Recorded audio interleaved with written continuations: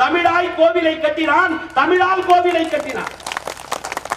தமிழன் சிவபெருமானுக்கும் நந்தி பகவானுக்கும் இடையிலே இருக்கக்கூடிய மொத்த அடி 216.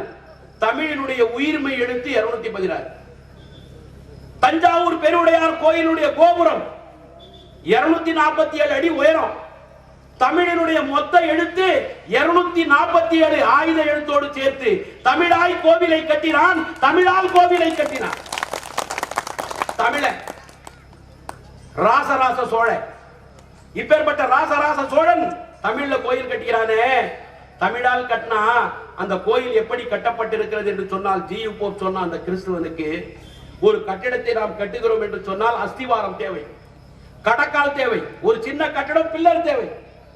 1000 வருடங்களுக்கு முன்பாக கட்டப்பட்ட தஞ்சை பெருவுடையார் கோவிலுக்கு அஸ்திவாரம் கிடையாது, கடக்கால் கிடையாது. எல்லோரும் நாம பார்த்திருப்போம் அதிகமா. தஞ்சாவூர் கோயிலுக்கு எப்படி கட்டப்பட்டிருக்கிறது? அஸ்திவாரம் இல்லை, கடக்கால் இல்லை. பெருவுடையார் கோயிலுக்கு கல் மீது கல் வைத்து, கல் மீது கல் வைத்து, கல் மீது கல் வைத்து அந்த கோவிலை கட்டி முடித்தான் ராசராச சோழன்.